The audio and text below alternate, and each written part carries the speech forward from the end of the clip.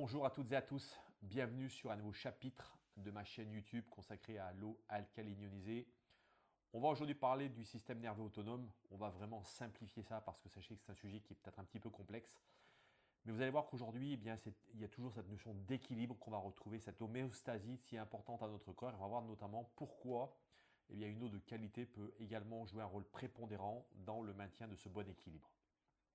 Alors je vous le rappelle, cette chaîne ne fait aucune allégation médicale.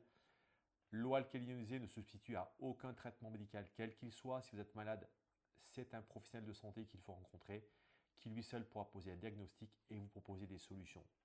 Cette chaîne n'est là que pour vous informer, vous indiquer surtout l'importance de boire une eau de bonne qualité, sachant que je vous le rappelle, 99,99% de votre cellule, de vos cellules, est composée d'eau et à ce titre, l'eau y joue un rôle prépondérant et crucial.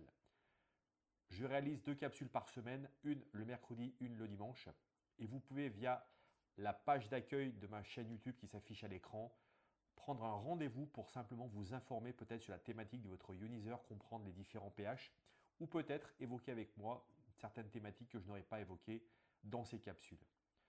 Je propose également une nouvelle thématique cruciale, majeure de cette chaîne qui est notre exposition aux ondes électromagnétiques haute fréquence qui sont un véritable poison pour notre santé et je vous invite à pouvoir suivre une conférence de 40 minutes sur ce sujet afin de vous proposer une solution brevetée pour lutter contre ce phénomène de pollution électromagnétique. Alors je vais tenter ici de vulgariser un sujet qui peut paraître un peu complexe qui est le système nerveux autonome. Pour vous dire en fin de compte c'est quoi le système nerveux autonome? C'est ce qui régit finalement la manière dont je vous parle aujourd'hui, vous voyez, de la manière dont je suis, de la manière dont je me comporte. Parce qu'en fait, on va dire que le système nerveux autonome, qu'est-ce que c'est? Eh bien, c'est un système qui fonctionne de manière automatique sans que vous ayez besoin d'y penser.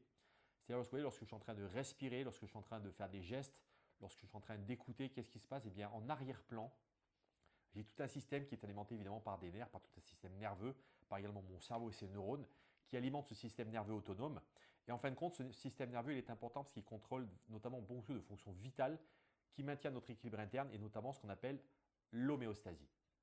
Alors, que régule le système nerveux autonome? Eh bien, il régule votre rythme cardiaque, votre pression artérielle, votre respiration, votre digestion, votre température corporelle, la production de sueur et le fonctionnement des glandes. Donc, vous voyez que c'est quelque chose qui n'est pas exhaustif, mais qui déjà vous donne dans l'essentiel aujourd'hui tout ce que contrôle finalement, encore une fois, en arrière-plan, des choses sur lesquelles vous ne réfléchissez pas, mais que la création a mis à disposition, à savoir ce système qui est là pour justement nous permettre de nous maintenir en bon équilibre, en bonne harmonie. Alors, le système nerveux autonome, et en fin de compte, il faut le distinguer en deux parties. Le premier, c'est ce qu'on appelle le système sympathique. Alors, pourquoi il s'appelle sympathique? Je ne sais pas, mais en tout cas, il porte bien son nom, puisqu'en fin de compte, celui-ci va vraiment être, c'est un système de veille. On va dire qu'en fin de compte, c'est quelque chose qui nous prépare à l'action et surtout à la réaction. D'ailleurs, vous voyez, en anglais, on l'appelle fight and flight, c'est-à-dire combattre ou fuir. C'est-à-dire c'est vraiment quelque chose qui va nous mettre en alerte.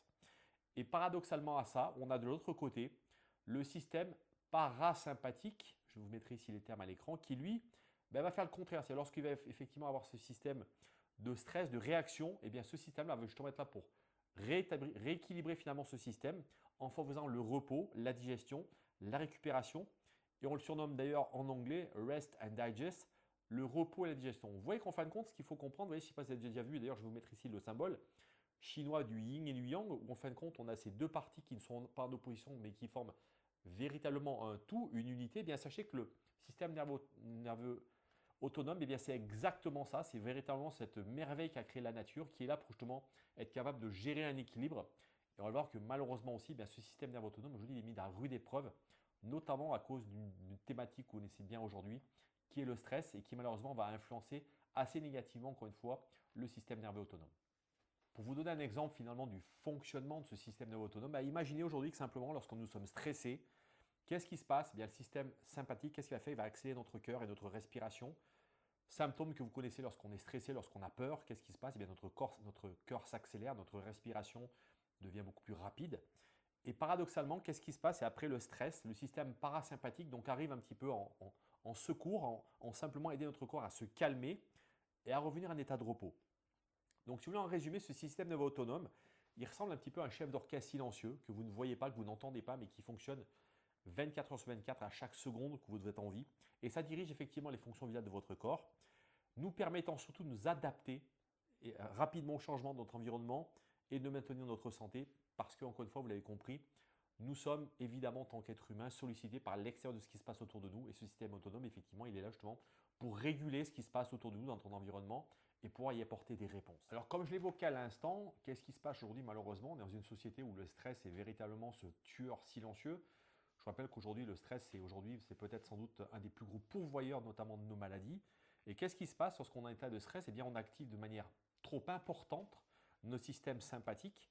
Et en fin de compte, c'est ce qui va créer ce qu'on appelle du stress chronique, de l'anxiété, voire même des burn-out. Et il existe aujourd'hui bien évidemment des méthodes. On vous parle aujourd'hui notamment d'exercices de respiration. Beaucoup de gens également pratiquent la méditation, qui sont effectivement des moyens de pouvoir justement réguler le système sympathique via notamment le système parasympathique, mais également l'activité physique parce qu'elle libère notamment des endorphines. Et il faut savoir qu'effectivement, c'est cette production d'hormones qui va faire effectivement qu'on va pouvoir réguler cet équilibre entre le système sympathique et parasympathique. Donc vous voyez qu'encore une fois, tout est une question d'équilibre, d'homéostasie. Et encore une fois, on le voit aujourd'hui, on va le voir maintenant, eh bien l'eau, il joue un rôle crucial. Autre point clé, vous voyez, c'est cette notion d'équilibre de régénération. Encore une fois, on vient de le voir, ce système nerveux autonome, via ces deux branches, eh bien, il a deux fonctions essentielles.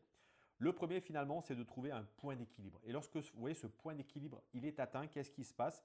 Eh bien, le corps va se régénérer. Et c'est vraiment la magie du vivant. Et qu'est-ce qui va se passer lorsqu'on a effectivement cet équilibre qui est atteint?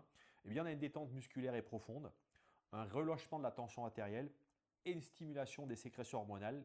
Toutes les bonnes hormones qui effectivement, les endorphines, toute la mélatonine, toutes ces bonnes hormones dont on a besoin qui vont être effectivement libérées et permettre effectivement une meilleure harmonie et notamment une meilleure santé. Examinons ensemble ici le rôle très important de la régulation de ce système nerveux autonome, en particulier les systèmes sympathiques et parasympathiques, sur deux grands aspects. Déjà, sachez que l'équilibre hydrique du système nerveux, il est capital. Vous le savez aujourd'hui, tout notre corps est composé d'eau, nos cellules sont composées d'eau, et forcément notre système nerveux n'échappe pas à la présence de cette eau. Mais il faut savoir que notamment, la déshydratation, et là j'ai fait de nombreuses capsules, je vous mettrai notamment ici une capsule que j'ai réalisée sur déprimer ou la déshydratation, vous verrez à quel point finalement il y a une corrélation étroite entre le fait d'être déprimé et le fait d'être déshydraté. Mais sachez qu'aujourd'hui, la déshydratation, elle perturbe les activités cognitives, elle permet de ne pas avoir forcément une bonne cognition, et surtout, elle modifie l'activité de certaines régions cérébrales, créant notamment des troubles simplement de l'attention, vous voyez, ou de la fatigue. Il faut savoir qu'également une hydratation optimale, adéquate, elle aide à maintenir le volume et la structure du cerveau, ce qui est crucial pour un bon fonctionnement du système nerveux. Encore une fois, rappelez-vous, nos organes sont gorgés d'eau. Je crois que le cerveau, c'est aujourd'hui 70 à 80% d'eau. Donc évidemment, encore une fois, cette eau, elle joue un rôle évidemment crucial. Et en dernier lieu, le système nerveux autonome, il contrôle l'équilibre hydrique, c'est-à-dire la capacité fait que notre corps à gérer ces équilibres subtils et notamment les électrolytes. Rappelez-vous que ces électrolytes que sont notamment le calcium, le magnésium, le sodium et le potassium, principalement, il y en a beaucoup d'autres, mais sachez que vous le savez, dans l'influx nerveux, par exemple, on sait que le rôle du potassium est très important. Vous voyez, cette régulation, eh bien, elle est faite par l'eau et on comprend encore une fois à ce titre pourquoi ce système nerveux autonome, ce système nerveux, elle va vraiment avoir une importance cruciale. Il faut savoir également que le système sympathique, il augmente la production de sueur. Encore une fois, vous le savez, dès l'instant où vous avez du stress, qu'est-ce qui se passe? Eh bien, on va naturellement effectivement avoir beaucoup plus d'excrétion de sueur et à ce titre, eh bien, notre corps va donc pouvoir être obligé de libérer de l'eau, donc créer donc de la perte d'eau, c'est une forme de déshydratation. Et également, le système parasympathique, lui aussi, va avoir un rôle d'autres positions, d'autres fluides corporels qui sont notamment la salive et les larmes. Vous savez que lorsqu'on a beaucoup d'émotions, qu'est-ce qui va se passer? Les larmes qui vont couler sont effectivement de l'eau. Et à ce titre, eh bien, effectivement, vous voyez, l'eau joue vraiment un rôle crucial. Donc vous voyez qu'on voit tout de suite que finalement, cet arbre qui s'appelle le système nerveux autonome, je vous remettrai ici un schéma, et de chaque côté, vous voyez la branche du système sympathique et parasympathique qui finalement ne forme qu'une seule entité, eh bien, va vraiment permettre, cette eau est vraiment le ciment qui permet vraiment l'équilibre, encore une fois, cette homéostasie tellement importante qui permet notamment une meilleure gestion du stress et surtout, via le système parasympathique, une meilleure capacité de notre corps à se relaxer.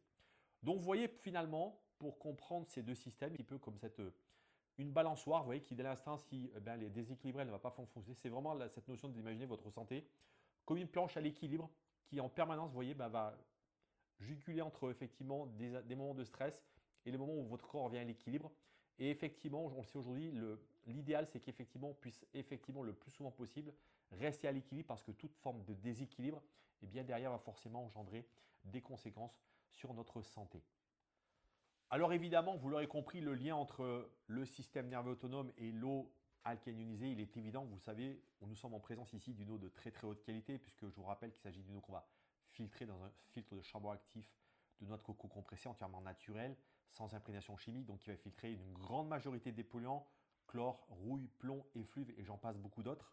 Et donc ensuite, vous le savez, cette eau va finalement subir une ionisation, on va donc récupérer beaucoup d'énergie à la manière un peu d'un orage. On va vraiment récupérer toute cette énergie qui va finalement se retrouver dans notre corps sous forme d'électrons. Et ces électrons, ils sont matérialisés notamment par l'hydrogène moléculaire qui va être dans votre verre lorsque vous allez boire cette eau, qui ici devant moi dans mon verre. Vous voyez, lorsque vous allez boire cette eau, qu'est-ce qui va se passer? Eh bien, on va vraiment retrouver de la vitalité, de l'énergie, chose qui est une clé vraiment de notre santé. Et à ce titre, eh bien, cette eau, parce qu'elle a des propriétés notamment antioxydantes qui vont être là d'une certaine manière pour lutter notamment contre le stress oxydatif, et bien, vont notamment être en capacité justement de favoriser eh bien, un meilleur équilibre de ce système nerveux autonome. Et parce que, encore une fois, cette eau, qui est véritablement au cœur de tous nos processus métaboliques, et bien, par sa qualité, va optimiser le système nerveux autonome dans son fonctionnement et dans la qualité de son hydratation. Alors je vous le rappelle, l'eau alcaline ionisée, c'est trois propriétés. La première, c'est une eau alcaline qui, comme un buvard, est là pour tamponner l'excès d'acidité de votre corps et également pour renforcer le niveau de vos tampons alcalins. La deuxième, c'est une eau antioxydante, anti-rouille, qui est un petit peu comme le vernis d'une peinture, va empêcher la peinture de votre voiture de rouiller et de la même manière empêcher le stress oxydatif d'abîmer vos cellules et votre ADN, mais également d'abîmer l'apparence de votre peau. La troisième, c'est une eau microstructurée hexagonale qui, par son poids moléculaire, va permettre une meilleure hydratation, une meilleure assimilation des minéraux et des nutriments, mais surtout, un meilleur nettoyage cellulaire, tellement important pour notamment avoir une véritable efficience sur le plan de vos cellules. Je vous dis à très bientôt. Prenez soin de vous.